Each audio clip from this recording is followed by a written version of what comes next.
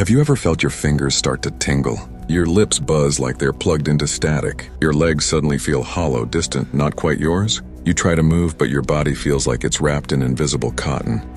Your chest tightens. Your breath becomes shallow. The room tilts slightly, and then the thought arrives, am I dying? Your heart is racing, your vision sharpens, and your hands go numb. Why does panic make your body feel like it's shutting down? Why, in moments of fear, does sensation vanish? Replaced by pins and needles, tingling skin, or complete numbness? This phenomenon has a name, paresthesia. It's not random, it's not mystical, and most importantly, it's not your body betraying you. It's your survival system misfiring. To understand it, we have to travel into one of the oldest, darkest mechanisms of the human mind, the fight or flight response.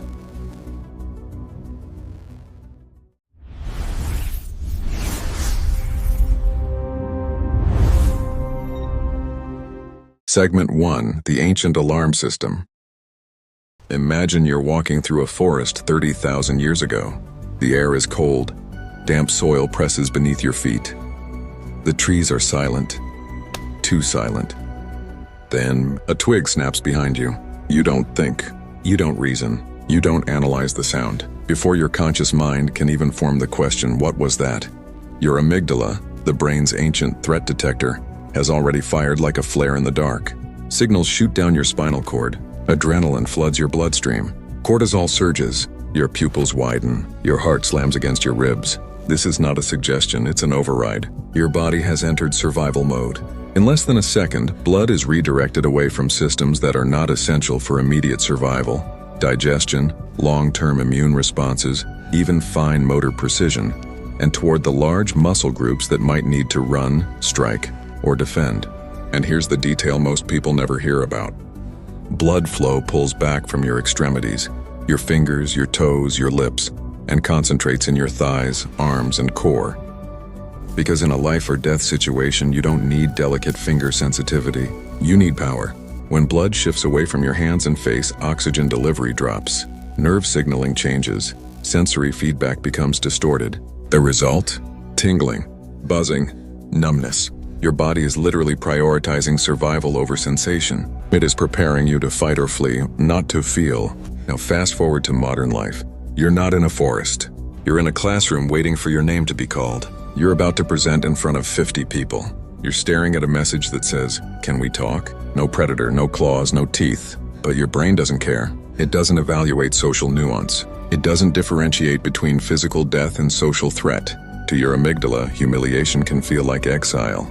Rejection can feel like annihilation, and so it reacts. Adrenaline, blood shift, altered nerve signals. Your fingers go numb before a speech. Your lips tingle before confrontation. Your legs feel hollow in a crowded elevator, not because you are fragile, because your nervous system is ancient. It was designed for survival in the wilderness. It was never upgraded for group chats and performance reviews.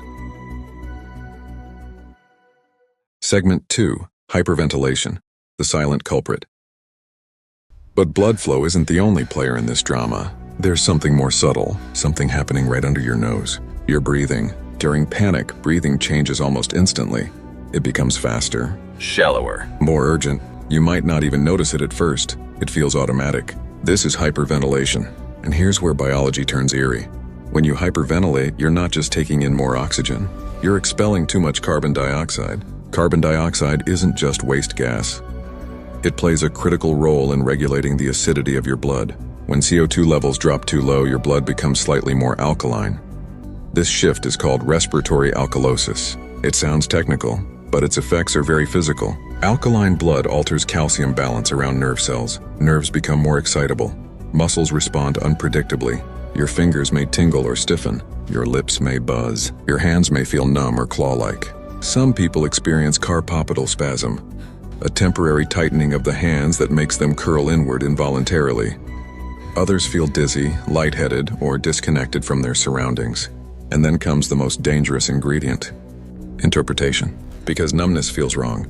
It feels medical. It feels neurological. It feels permanent. Your mind leaps to catastrophic conclusions. Stroke, heart attack, something is shutting down. That thought triggers more fear. Fear speeds up breathing.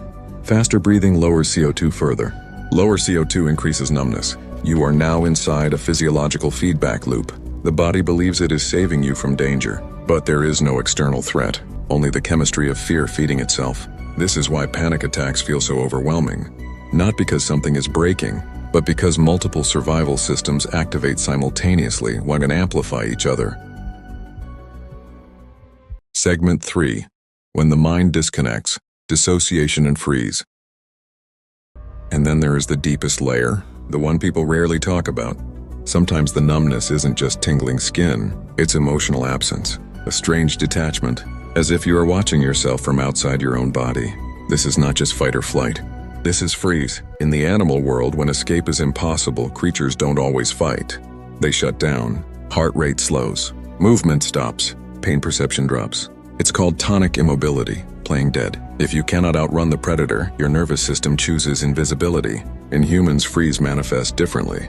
You may feel detached from your body, like your limbs don't belong to you, as if the world looks slightly unreal or dreamlike, emotionally blank even during intense situations. This is dissociation. It is not madness. It is not weakness. It is your nervous system attempting to protect you from overload.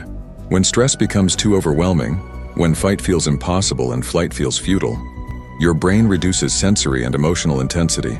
It turns the volume down, including physical sensation. Numbness becomes a shield. The terrifying part? The more you fear the numbness, the stronger the freeze response can become, because fear signals threat, and threat activates the survival system, which creates more numbness, which triggers more fear. It's a loop layered upon a loop. Blood shifts, breathing changes, perception distorts, awareness detaches, all orchestrated by a brain that believes it is protecting you. And here lies the paradox.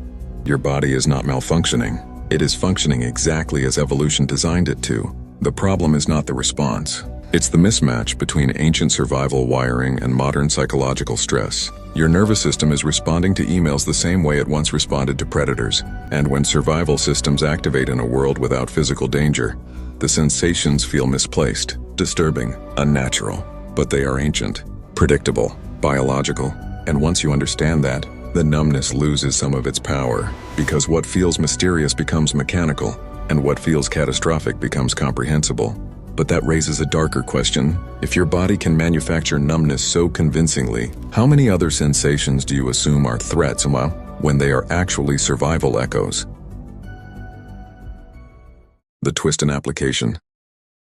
Now here's where it gets personal. You might not have panic disorder. You might not have chronic anxiety. But have you ever felt your legs weaken before speaking in public? Noticed your fingers tingle during a heated argument? Felt strangely disconnected during overwhelming emotional moments? That's the same system. Your body prioritizing survival over sensation. Even everyday stress, scrolling through alarming news, constant notifications, academic pressure, relationship tension, can keep your nervous system slightly activated. And when activation crosses a threshold, numbness can appear. Not because something is broken, but because something is trying to protect you. The real danger isn't the tingling, it's the interpretation. When you label numbness as catastrophic, your fear amplifies the response. When you understand it as a temporary chemical shift, the cycle weakens. Awareness is oxygen for the anxious brain. But here's the darker question. If your body can create numbness, what else can it create? Racing thoughts, phantom sensations, a sudden feeling that you're outside your own reality. What if some of the most terrifying experiences during anxiety, the feeling of losing control, of going insane, are not signs of collapse, but misunderstood survival mechanisms? Because once you understand how the brain manufactures fear, you start to see how easily perception can turn against you. And that is why you need to watch the next videos.